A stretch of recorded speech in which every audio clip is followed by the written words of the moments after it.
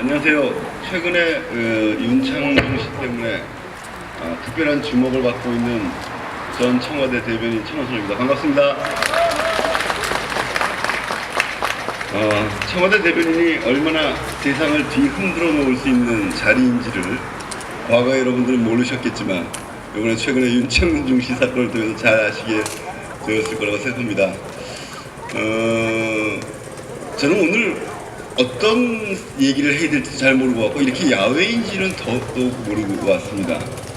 저 길거리에 서서 연설을 해봤지만 길거리에 서서 강연을 해보라는 것도 태어나서 처음입니다.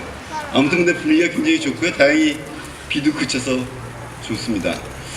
책이 한 권 저한테 배달돼 왔습니다. 그 책이 지금 보니까 여기도 적혀있네요. 노무현이 우리들과 나누고 싶었던 9가지 이야기라고. 당시 제가 청와대 홍보수석, 제가 하기 전전에 홍보수석을 하셨던 200만 수석님께서 쓰신 책입니다.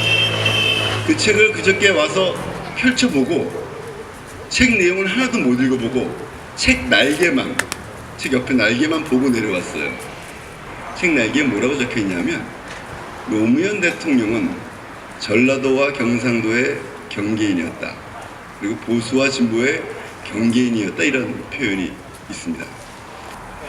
경계인이란 표현은 저는 다른 건 모르겠지만 혹시 여러분들 중에 최인훈 씨의 소설 광장 아세요? 광장이라는 소설에 보면 그 주인공이 남과 북의 경계인이 돼서 제3국으로 가는 과정이 나옵니다. 어느 한쪽에 서지 못하고 가운데 서 있는 사람, 책 날개에 보면 평균대 위에 서 있는 사람이란 그런 뜻이죠. 제가 오늘 얘기하고 싶은 것은 인간 노무현보다는 경계인 노무현에 대한 생각입니다. 노무현 대통령은요, 돌이켜보면 지역주의가 경상도와 전라도의 경계인이었고요. 한편으로 또 보수와 진보의 경계인이었습니다. 또 한편으로는 남과 북의 경계인이기도 했습니다. 지역주의 문제가 뭐냐? 노무현 대통령은 항상 지역주의에 맞서 싸웠습니다. 노무현 대통령이 한 가장 큰 어떤 정치의 가치가 뭐냐라고 하면 여러 가지가 있지만 대부분은 지역주의와 맞서 싸운 것을 얘기를 합니다. 노무현 대통령은 정말 지역주의를 극복하기 위한 방법이 뭘까를 연구를 많이 했습니다. 아무리 좋은 정책이 있어도 지역주의 때문에 그것이 왜곡되어지는 선거, 제도, 이런 문화를 바꾸기 위해서 굉장히 애썼죠. 여러분들 노무현 대통령을 지지하는 분들이 노무현 대통령한테 가장 싫어했던 노무현 대통령의 제안이 뭐였는지 기억하십니까? 네, 대연정입니다. 대연정 제안을 노무현 대통령께서 하시려고 할 때 저를 비롯해서 거의 대부분의 참모들이 청와대에서 말렸습니다. 근데 왜 대연정을 하려고 했는가? 그 목적을 기억하세요? 권력의 반을 내어주고라도 지역주의를 극복할 수 있는 선거제도를 만들겠다. 이것이 대연정의 목적이었습니다. 정말 지금 생각해도 당혹스럽게 이루 말할 수 없는 것인데 그만큼 절절하게 대한민국에서 지역주의를 극복하는 게 가장 중요한 문제라고 생각하셨던 거죠. 제가 사실 측근이라고 이름 붙여질 만한 게 뭐냐면 제가 청와대에 있을 때 사실 대변인을 어떤 분은 제가 5년 내내 했는 걸로 아시는데요. 저는 실제로 그때 10개월밖에 하지 않았습니다. 굉장히 여러 가지 직책을 했습니다. 그 중에 하나가 제가 정무기획비서관이라는 걸 했습니다. 제가 정무기획비서관 할 땐 그렇지는 않았는데 맨 끝에 1년 동안 정무기획비서관 시절에서 한 일은 뭐였냐면 그런 힘쓰는 역할을 한 게 아니라 1년 내내 지역주의를 극복할 수 있는 선거제도가 뭘까를 연구하는 거였습니다. 그래서 우리가 내부에서 이름 붙이기를 전 정무기획연구소다, 비서관실이 아니라 그만큼 노무현 대통령은 지역주의를 극복하기 위해서 권력의 반을 내놓으려고 했고 또 그 제도를 만들기 위해서 청와대의 한 부서가 내내 그것을 연구하게 시킬 정도로 지역주의 극복에 혼신을 다했다고 생각합니다. 그러나 과연 그것을 극복했는가? 이런 문제가 남아있죠. 이 과정에서 노무현 대통령은 사실은 영남에서도 그리 환영받지 못했고 또 호남에서도 그렇게 환영받지 못했습니다. 그런 의미에서 노무현 대통령은 영남과 호남의 경계에 항상 서 있었다고 볼 수 있습니다. 노무현 대통령은 또 보수와 진보의 경계에 서 있기도 했습니다. 여러분들 노무현 대통령이 만든 표현 중에 꽤 인기 있었다라기보다는 회자됐던 표현 중에 하나가 좌파 신자유주의라는 표현 기억하실 거예요. 기억하십니까? 노무현 대통령은 한편으로는 한미 FTA를 추진하면서 한편으로는 복지국가를 만들기 위해서 무단한 노력을 했습니다. 노무현 대통령 때 그 이전과 비교할 수 없을 정도로 국가정부에서 복지 예산에 차지하는 비율을 엄청나게 높였죠. 그리고 그것을 장기적으로 한 회에 끝내는 게 아니라 10년, 20년을 바라보고 복지국가를 만들어 나가기 위해서 재정을, 나라의 예산을 어떻게 단계적으로 써나갈 것인가를 계획을 세워서 소위 2030 비전이라는 걸 만들기도 했습니다. 그만큼 복지와 그리고 또 도전적인 세계 시장에 뛰어들어서 한국이 성공할 수 있는 그런 것들을 동시에 노력했습니다. 이것을 이제 당시에 진보 진영에서 제가 지금 몸담고 있는 노회찬 대표께서도 비판을 많이 했죠. 그래서 그 비판이 많았을 때 노무현 대통령이 뭐라고 그랬냐면, 그래 나는 좌파 신자유주의다 라는 얘기를 했습니다. 사실 그 말이 앞뒤가 안 맞는 얘기예요. 그때 그 노회찬 대표 얘기를 하면 노회찬 대표가 노무현 대통령이 뭘 모르는 것 같다, 공부를 좀 더 하셔야 되겠다라고 비판을 했고, 당시 유시민 장관이었을 때가 유시민 장관이 노회찬 대표는 경기고 나왔다고 고졸 출신인 노무현 대통령을 비판하냐라는 얘기를 서로 주고받는, 지금 돌이켜보면 두 분의 얘기가 다 틀린 그런 얘기를 주고받았던 적이 있습니다. 그때 노무현 대통령이 좌파 신자유주의라고 얘기했던 건 세상을 보수와 진보로만 단순히 나눠서 보려는 모든 노력들, 그러니까 그런 시각들에 대한 일종의 야유였습니다. 좌파라는 말과 신자유라는 말이 이게 훨씬 낫네요. 서로 같이 양립할 수가 없는 건데 그 말을 함으로써 여러분들이 너무 이념의 틀에서 나 자신을 보지 마라, 나 자신의 정책을 보지 말라라고 얘기했었던 것입니다. 근데 사실은 노무현 대통령은 분명히 자기 입장이 있었어요. 노무현 대통령이 무슨 주의자라고 생각하십니까? 한번 생각해 보십시오. 노무현 대통령이 존경했던 사람이 있습니다. 여러분들 기억하실지 잘 몰라요. 우리나라에서는 스웨덴의 팔메 총리라고 있었습니다. 노무현 대통령 팔메 총리를 몇 번 언급했는데 이게 뭐였냐면, 이 양반이 굉장히 젊은 스웨덴의 사회민주당 당수이면서 총리를 했는데 스웨덴의 사회복지국가를 만드는데 결정적인 기여를 했던 사람이죠. 근데 이 양반이 총리 시절에 시내에서 영화를 보고 나오다가, 경호원 없이 영화를 보고 나오다가 총을 맞아서 죽습니다. 지금도 그 범인이 누군지를 밝혀내지 못했습니다. 올로프 팔메라는 사람인데, 노무현 대통령이 팔메라는 사람을 자주 언급했던 건 그 사람의 탈권위주의적인 모습에 대한 공감. 나도 우리나라의 대통령이 경호원 없이 보통 영화관에서 영화를 볼 수 있는 그런 나라를 꿈꾸었으면 좋겠다라고 얘기를 하셨습니다. 그런데 노무현 대통령은 단지 그 얘기만 한 게 아니고요, 스웨덴의 복지국가를 굉장히 부러워하셨습니다. 사회민주주의라는 거 있죠. 사회민주주의가 있는데 유럽에서도 여러 가지가 있습니다. 그 중에서 가장 진보적으로 한 게 스웨덴, 핀란드, 덴마크 같은 곳이고, 그렇지 못했던 게 독일과 영국 같은 곳입니다. 독일에 여러분들 기억하시지만 슈레더라고 있었고, 영국에 블레어라고 있었죠. 이 삼민주의를 따지면 스웨덴 같은 데는 좌파가 되고, 이 영국이나 동국의 블레어나 슈레더는 우파였습니다. 그래서 흔히 비판을 받는 신자유주의가 어느 정도 타협도 했다라고 비판을 받는 그런 위치에 있었죠. 실제로 노무현 대통령은 나중에 진보의 미래라는 책을 썼지만 보수와 진보로 나누자면 분명한 진보주의자였습니다. 그 진보의 방향을 유럽의 경우에서 배우고 싶어 했고, 가능하면 스웨덴 같은 나라를 만들고 싶어 했습니다. 그러나 스웨덴이 그게 가능했던 이유는 거기는 노동조합 조직률도 80% 넘고요, 사회민주주의적 개혁에 대해서 국민들의 대다수가 다 공감하는 그런 기반이 있었습니다. 그렇기 때문에 소위 얘기하는 신자유주의적인 여러 가지 국제적인 흐름에 대해서 때로는 맞서고 막아내고, 그래서 그것에 흔들리지 않고 그 와중에도 견실한 발전을 이룬 나라였습니다. 노무현 대통령은 그걸 꿈꾸었죠. 그렇지만 실제로는 우리나라의 사회적 기반, 정치적 기반이 취약하기 때문에 신자유주의라고 얘기하는 것에 대해서 때로는 타협돼야 되고, 때로는 맞짱도 뜨기도 하고 하면서 슈레더나 블레어 같은 사회민주주의 우파의 길을 걸었던 분입니다. 제가 드리는 말씀은 노무현 대통령은 분명한 진보주의자였지만 우리 사회가 그 진보를 뒷받침할 수 있는 기반이 너무 취약했기 때문에 어떻게 하면 유럽의 진보주의를 배울 수 있을까 또 고민했고, 그리고 때로는 신자유주의의 거센 물결에 맞서기도 하고 때로는 타협할 수밖에 없었던 그런 길을 걸었습니다. 따라서 보수에서도 칭찬받지 못하고 진보에서도 칭찬받지 못하는, 그래서 보수와 진보의 가운데 평균대를 걸어갔던 그런 보수와 진보의 경계인으로서의 삶을 살기도 했던 것이 노무현 대통령이었습니다. 노무현 대통령은요, 남과 북의 경계인이요. 노무현 대통령 처음 집권하고 나서 2003년도에 우리가 가장 힘들었던 일이 여러 가지가 있었습니다. 여러분들 되게 기억하시겠지만 뭐 여러 가지 있었는데, 그 중에서 저희를 굉장히 힘들게 했던 게 대북 송금 사건입니다. 기억하세요? 김대중 대통령 때 국정원 자금 등을 통해서 남북 교류를 활성화하고 남북 회담을 이끌어내기 위해서 북한에 대해서 비공식적인 지원을 했죠.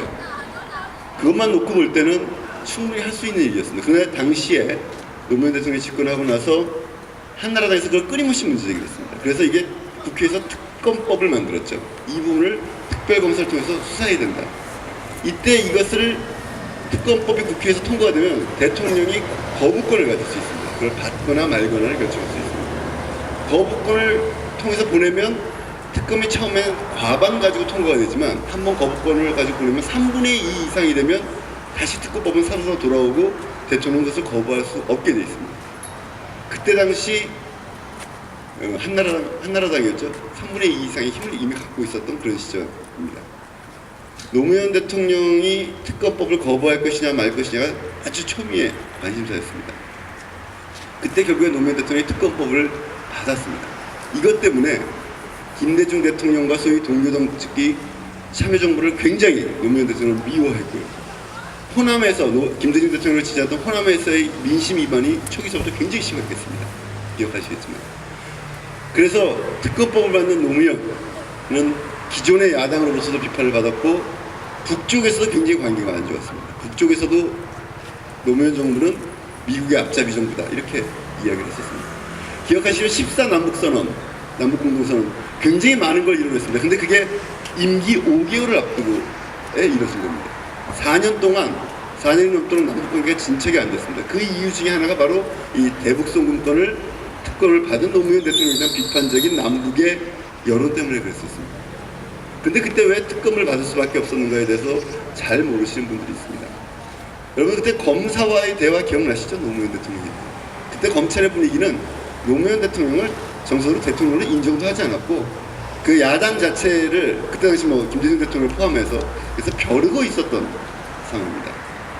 특검법은요 말 그대로 특별히 검사를 임명해서 이러이러한 조항에 관해서만 수사할 수 있다라고 그 범위를 정합니다. 만약에 특검법을 받지 않고 그것이 통과가 안 돼 버리면 결국엔 검찰이 수사를 하게 돼 있었습니다. 그렇게 되면 그때 당시 청와대의 판단, 노무현 대통령의 판단은 이 검찰의 칼이 김대중 전 대통령의 목 밑에까지 갈 것이다 라고 판단을 했던 거죠.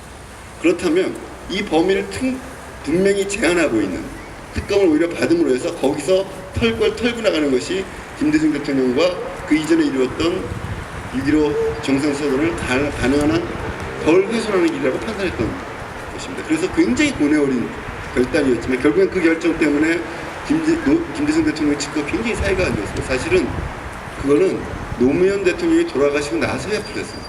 굉장히 오랫동안 그 잔영이 남아있었고 아까 말씀드렸지만 노무현 대통령이 호남에서 또 비판을 받는 근거가 되기도 했었습니다. 노무현 대통령은 남과 북 관계에서도 굉장히 어려운 길을 걸었습니다. 여러분들 그 14정상회담 아까 저기 보니까 이쪽 사진들을 보셨죠? 보시면 아시겠지만 저게 또 그 사진이 있더라고요. 북측에 엄청난 집체적인 공연이 있죠. 아리랑이라고 들어보셨어요? 아리랑이라고 5일 경기장에서 5만 내지 10만 명이 모여서 공연을 합니다. 그 공연은 기네스북에 올라와 있습니다.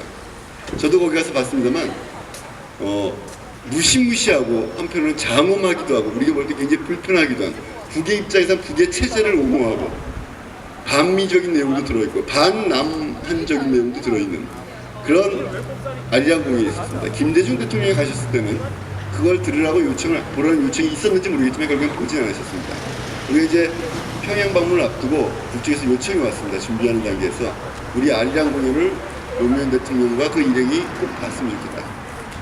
그래서 고민 끝에 볼 텐데 대신 몇몇 우리로서 예민한 부분을 지워달라라고 요청했습니다. 그래서 실제로 그 몇 부분을 우리가 볼 땐 아직도 불편한 내용이지만 그들로서 굉장히 많은 것들을 삭제를 했습니다. 삭제를 하고 빼고 다시 연습을 해서 준비를 했었던 것 같습니다. 근데 이제 둘째 날이었었던 것 같아요. 그날 오늘처럼 비가 이렇게 추적추적 오는데 곧 아리랑 공연을 가야 됩니다. 아리랑 공연이 끝나면 그 공연에 대해서 우리가 감사의 뜻을 표시해야 될 텐데 저 내용을 아무리 고쳤지만 저러니 저걸 대통령이 서서 박수를 치면서 고맙다고 감사를 표시할 것인가 말 것인가가 가기 직전에 논쟁이 붙었습니다. 외교안보 쪽 수석들도 있었고 저도 있었고 의전비서관도 있었고 청와대 다른 장관들도 모여서 권양수 여사님도 있었습니다. 막 고민했어요. 그때 외교안보 쪽 통일 쪽 보좌하시는 분들이 참모들이 노무현 대통령한테 그거 서서 박수 치시면 남쪽으로 못 들어갑니다. 큰일 납니다. 그러니까 그냥 앉아 계십시오라고 조언을 대다수가 했습니다. 근데 노무현 대통령이 그때 그러셨습니다. 그 내용이 어떠하든 그들이 나를 위해서 한 공연인데 그 공연을 어떻게 그대로 앉아있느냐. 나는 일어서서 박수치겠다. 그랬더니 여러분들은 불편하면 그냥 앉아있어라. 그래서 결국엔 어떻게 하기로 할지 정리가 안 되고 그 아리랑 공연을 갑니다. 이따 가서 한번 보세요. 한 2시간여에 걸친 10만, 그때는 한 5만 명이었던 것 같은데 이 공연이 끝나고 나서 딱 끝나자마자 그 5일 경기장에 있는 모든 사람의 눈이 그 주석달이라고 합니다. 그래서 표현은 그 관람석, 귀빈 관람석을 향해서 다 쳐다보는 건데 그 눈빛을 저는 지금도 잊을 수가 없는데 그때 노무현 대통령이 일어나서 박수를 쳤습니다. 권양수 여사님은 그냥 앉아 계셨습니다. 다른 참모들은 그냥 서서 박수를 못 치고 뻘쭘하게 서 있었습니다. 엊그제 5.18 행사장에서 박근혜 대통령 비슷한 그런 처지가 됐었죠. 그만큼 그런 게 굉장히 어려웠던 거예요. 그때 이제 권양수 여사님이 그 행사 끝나고 나오면서 농담삼아 그런 얘기를 했습니다. 이제 큰일 났다. 당신은 남쪽으로 가면 돌팔매를 맞을 것이고 나는 북쪽에서 돌팔매를 맞을 그런 처지가 됐다. 저는 소위 노무현 대통령의 뜻을 잇는다는 것이 경계인으로 살아왔던 노무현의 삶이 무엇을 의미하는 것이었고 그러나 그 한계를 어떻게 뛰어넘어야 될 것인가에 대해서 잘 정리하지 않으면 안 된다 이런 생각을 하게 됩니다.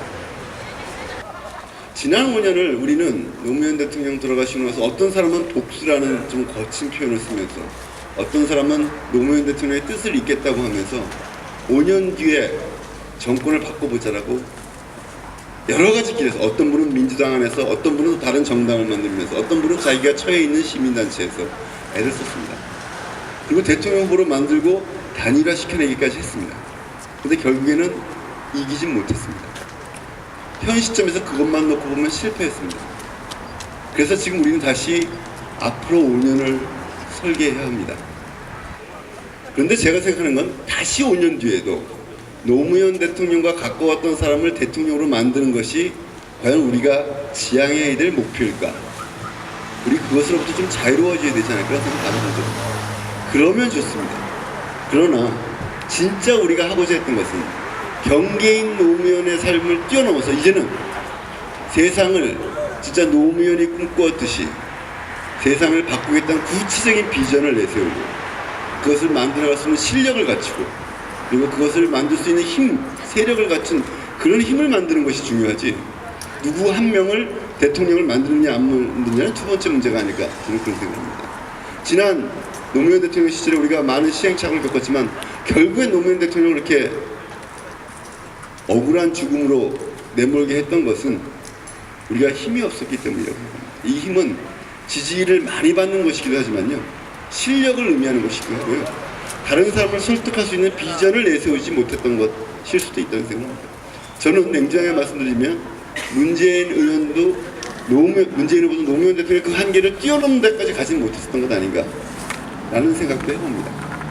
그래서 지금부터 앞으로의 5년의 설계는 우리가 보다 근본적으로 큰 힘을 키우는데 노무현 대통령과 함께했던 사람이 대통령이 되지 않더라도 정치 혁신의 리더가 되셔야 됩니다. 좋은 대통령 이미지, 점잖은 이미지 이것 가지고는 안 된다. 노무현 대통령은 대통령으로서 이전에 정치개혁의 리더로서 인정을 받았던 것입니다. 그 앞으로 5년 동안 어떻게 정치를 개혁하고 새로운 세력들을 만들어 나가느냐 이런 숙제를 짊어 지셔야 된다라고 얘기를 했었습니다. 지금은 또 우리 생각도 합니다. 저는 여러분들 아시겠지만 여기 뭐 관여하셨던 분도 있고 아닌 분도 있지만 국민참여당이라는 정당을 만들었다가 작년에 뭐 온갖 험한 일도 겪고 뭐 이렇게 여기까지 왔습니다. 그런데 우리도 좀 바뀌어야 되겠다는 생각을 합니다. 제가 아시겠죠? 은평을에서 출마를 2번을 했었거든요. 그때 제가 속해 있던 그 작은 정당 당원이 아닌 분들도 굉장히 많이 와주셨어요. 정말 은평이 생기고 나서 길거리가 그렇게 시끄러웠던 적이 없었어요. 그런 선거운동을 은평 시민들이 본 적이 없습니다. 한 200명 정도가 전국 각지에서 올라와서 어떤 사람은 경상도 사투리, 어떤 사람은 전라도 사투리를 써가면서 듣도 보도 못한 천호선을 위해서 자기 차비 내고 자기 여관비 내면서 와서 선거운동을 처음 봤습니다. 그런데 길거리는 시끄러웠지만 결국에 뒷골목을 잡지는 못했습니다. 물론 후보가 부족한 점이 많이 있었겠지만 아까 우리 경북 농민의 최 의장님이랑도 그런 말씀을 나눴었는데 대개 우리는 우리끼리 모여서 울분을 토하고 복수를 가다듬고 이를 악물고 하는데 많은 시간을 보냅니다. 자기 지역에서 자기 동네에서 공주하는 사람은 생활체육 축구에 들어가고 그리고 자기 이 동네 학교 운영위원회도 들어가고 이런 노력들이 필요합니다. 그런 것 없이는 앞으로 5년 뒤에 다시 2~3% 때문에 우리가 질 수도 있습니다. 라고 생각합니다. 사실은요, 여러 가지 얘기했지만 문재인 후보는 여지껏의 어떤 선거보다 야권의 후보를 최대한 많이 모은 겁니다. 그게 48%입니다.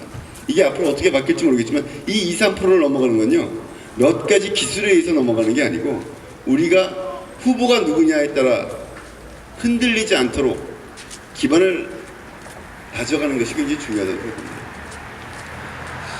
제가 얼마 전에 어떤 모임에서 여성 정치학자 한 분을 모여서 강연을 들었어요.